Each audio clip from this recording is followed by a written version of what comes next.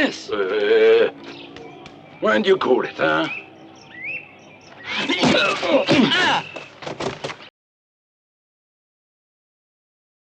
Hey everyone, James here. Today going to be talking again about some Poliziotteschi Eurocrime films. And today it's a little bit of a different episode. I think this is an episode more geared towards beginners. I wanted to do sort of where to begin with Poliziotteschi episode. A lot of those articles are really helpful for me, or continue to be helpful for me in terms of getting into different directors or different genres and things like that. I remember combing over this. And, Poliziotteschi, and one of my main points here is that it's kind of an obscure genre. If we look at kind of the great Italian genres, they have, of course, spaghetti western and gialli, both of which have had quite a lot of love, especially recently. It's hard to, just about every gialli seems like it has been put on Blu-ray at this point, probably well over 100 or close to 100 of them. Vinegar Syndrome is doing like these underseen gialli sets, and they're on like 4 or 5 at this point. And you just don't see that kind of love for the Poliziotteschi Eurocrime film. And I think I'm not going to argue that it should be equal to gialli, but in my opinion, I love them both. I probably like Eurocrime even more than gialli, and I think it needs to be seen by more people. And while I kind of get why these films aren't ever going to have necessarily the mass appeal of some of the other genres, I think there are a lot of people that would really enjoy these films. So wanted to kind of do that, do this video to kind of share some of the love, want to talk a bit about what I like, what is the appeal of this genre, some good places to start, and kind of conclude with, a little bit more of the appeal, and just talk about kind of the different directions that people can go in terms of viewing. So I think the easiest comparison is with something like the gialli, because these genres were happening really at the same time. A lot of them use very similar craftsmen. A lot of them have the great soundtrack artists, Ennio Morricone, Luis Bacala, people that were working already in spaghetti westerns and things like that. So really, Italy had a lot of world-class craftsmen at this time. This really is peak Italian film industry in the 1970s, cranking out lots of different films. Of course, a lot of them are not very good, but when you're making that amount of films and you have the level of workmanship of people there, you are also going to have a number of really good films too. So I think it's not too hard to find very good Poliziotteschi's that are, you don't need to just watch the top 5. I mean, you can, of course, but I think there are far more gems worth checking out, the same as gialli. So I would just say giallis are kind of this, try to sum up the appeal of the gialli genre is it has these really beautiful dreamlike visuals and kind of like this adult psychological thriller background. It uses some great European locations, has some world-class visuals and soundtracks, but really it's ultimately kind of like these B-movie plots. One could call them trashy. I'm not going to go that far, but they are very much kind of like B-movie, kind of pseudo-Freudian psychological stuff, which I really enjoy. They're very much oriented towards adults. They're not always super sophisticated, but really focusing, I would say, more on the middle to upper class. Poliziotteschi has a lot of those same attributes and same traits, but it is kind of represented very differently. They have basically a very similar array of composers working. So the soundtracks are probably my personal favorite of all the Italian genres. They have incredible European locations, but they're used very differently. So while giallis kind of have are set, if we look at kind of the gialli masters, Bava, Argento, they have this kind of horror backbone that runs through it. So there's a lot of impressionistic lighting. It's a little more in like horror and shades and stuff like that. The Italian settings in Poliziotteschi are used in the sense that we are kind of in the streets and we're doing a lot of location shooting, and there's a lot of action and stuff and excitement tied to that. So we'll get more into the influences of Poliziotteschi and stuff going on, but the two core texts that are often cited are French Connection and Dirty Harry. And I do think if you like both of those films, there's a good chance that you are going to enjoy kind of the Poliziotteschi. It also has its roots in kind of like the more B-movie American noir of the 40s and 50s.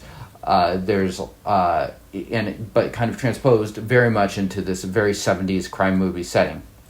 And unlike the gialli, which is kind of, as I said, the upper middle class, this tends to be more muddled in working class and the politics of the time. So what were the politics of the time?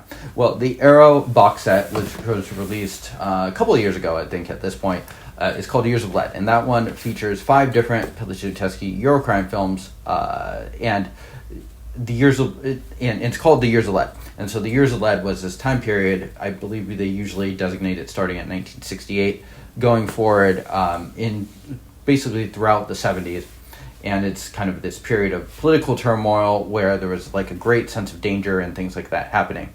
And these films that the Italians were making at the time, many of them are ripped straight from the headlines. Some of them have, a good ton of them have a lot of social commentary. Sometimes it's not particularly refined or well done and kind of hits it with the blunt force of a hammer. Other times it's more nuanced. A good example of a director that has something to say, and I think more people, perhaps even people with more of the festival sensitivities, could appreciate is someone like Damiano Damiani, as well as the films of Sergio Salima, Revolver in particular. The Cosa Nostra box set that Radiant Films released would definitely be kind of a good place for those sorts of people to start. And so, yeah, it talks a lot of different societal issues and political corruption, and I think some of it holds up quite well. I'm not going to say this is like the place to go for all your social commentary or anything like that, but I do find a lot of it holds up well and is still quite effective. So, yeah, there you have it. You have a lot of great, amazing locations, world-class composers, and kind of just this B-movie 70s crime film sensibilities. Okay, so let's get more into the best place to start. In my opinion, the best place to start is one that has been covered many times. And this is why I'm saying this episode is for people looking to get into the genre rather than people that have seen their fair share of Poliziotteschi's, because you've already seen this film. And that is Caliber 9.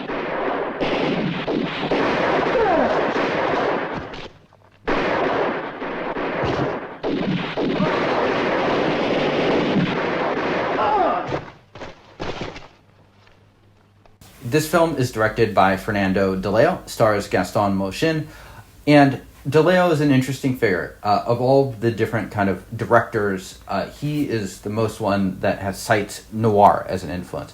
And initially, that's not something that would come to mind for me when I look at his films, but on closer inspection, it's pretty obvious. There's a lot of twisty-turny things going on, double-crossing. You could see sort of the roots in kind of the American pulp fiction, like Dashiell Hammett, Raymond Chandler, those sorts of people. And so he kind of takes that like cheap B-movie material and he adapts it into these very, very compelling watches. The Milieu trilogy is often cited as the place to start. Caliber 9, I think, is the best film of those. This one has an incredible soundtrack by Luis Bacalov. Great opening, great conclusion. It's definitely one of the more popular Eurocrime films. It appeared at one point on the Criterion Collection. If you're in the U.S. and have a library card, I think you could still view it on Canopy. One of those that has had a Blu-ray release and has been cited time and time again. So definitely probably the best place to start. Why is this one the best place to start? I think it kind of combines a lot of the different appeals and stuff in a place that's fairly middle ground. You can go into sort of like these different directions, some of which I'm going to talk about now, but I think this one is kind of like a good middle ground of the different things. It's not totally Grindhouse. It has some social commentary, but that's not quite the whole point of the film. You can totally watch this film as sort of like a B-movie, just kind of twisty-turny noir. So really, really good one to start out with, and probably one of the top 4 or 5, or at least one of my 4 or 5 favorites. Okay, so here are 3 different paths you can go down. So first of all, I have the Grindhouse pass. This one, the director to watch out for is Umberto Lenzi, and the film I'm going to flag for people to watch is Almost Human.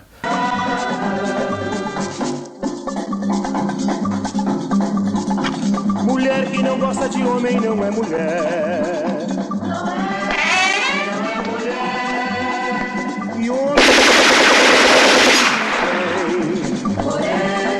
This film has an incredible performance by Tomas Milian and really, really just drags you into the mud and the grit and nastiness of it. Very, very much kind of a over-the-top picture. There's very, very little subtlety in this, but it hits hard, and in my opinion, it works really well. So, Almost Human. That one, I think, has a Morricone soundtrack, too. So you have this incredible music that's going place with these incredibly lower-class, grimy characters going on. So, Tomas Milian, Henry Silva, great film. Okay, next up, I have the action path. In my opinion, the best action film up here is The Big Racket.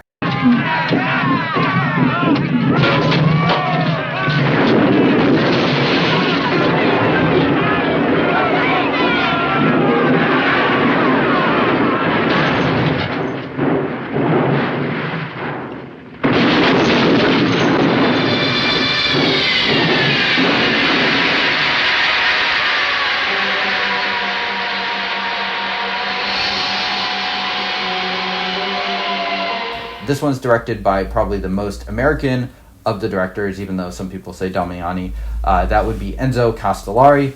And he is really influenced by American films. The Mike Malloy documentary, which is a really good documentary that people should check out on Eurocrime genre, kind of draws the comparisons with The French Connection with a lot of his films. And you can totally see that just in the way that he frames things. I think he's definitely the best action director. Great uses of slow-mo and things like that are definitely going to kind of, he sort of marries kind of in between that zone of Peckinpah and John Woo, who would come later. So yeah, Big Racket is my favorite of those, and it's sort of a vigilante film, but it's just a really, really great action film. The social commentary is a little hit or miss. I wouldn't say that's Castellari's strength, but the action is top tier, and some good performances, and kind of a great banding together plot that comes together at the end. Okay, and last up, the third path I have is kind of more of the prestige. It's not really prestige so much as it is just genre film meets kind of this higher-end drama with something to say, and that is Damiano Damiani's Confessions of a Police Captain. Here, look at this. That is Tony Caschetti from Salemi. Look at the desk for the center. Hatchet man, we've been after him for 2 years. 190 centimeters. We haven't identified that one yet. This is a good place to start for people like spaghetti westerns, because you have none other than Django starring Franco Nero 4 or 5 years after that film. You also have great American character actor Martin Balsam, who appears here as the police captain. And it's just a good little police drama that is trying to say certain things. It's also set in southern Italy, Sicily, so you get a little bit of a different flavor there. So yeah, strongly recommend that film as well. Okay, so yeah, let's wrap this up. So yeah, just a few last things I wanted to say. Well, I wouldn't say this is quite peak action cinema. In my opinion, that would be Hong Kong in the 80s. Many of these films compete very, very well with Americans in American film in terms of what they're doing and the different action and stuff like that. So if you like a lot of those like very dangerous American car stunts and things like that going on, I think the Italian industry kind of matches it blow for blow. In fact, I might prefer it. I'd have to think a little bit more deeply about that to really know.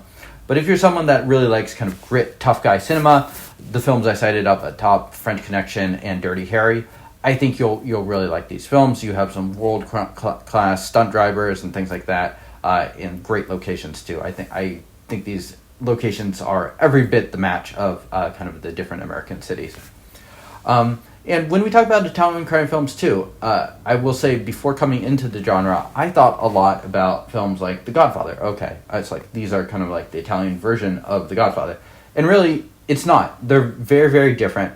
Another thing that I thought they might be like is, they're kind of like the Jean-Pierre Melville films, like Les Samurai. Some of these films even have Alain Delon in them. And they're really, really pretty different from that. These films have far more of the French Connection, Dirty Harry DNA in them than those different films. Of course, there's probably well over 200 Eurocrime Poliziotteschi films. So they go different areas. There are some that are a little bit more Godfather-like, but I would say the appeal of them resides more with kind of the Dirty Harry French Connection type. So just one thing I wanted to know for people that are looking to get into the genre. Okay, so let me know how you like this video. Going to be bringing on some more reviews and things like that. If you have any other ideas of kind of creative videos that are not reviews, happy to hear those too. Thank you all for tuning in. I'll see y'all next time. Cheers.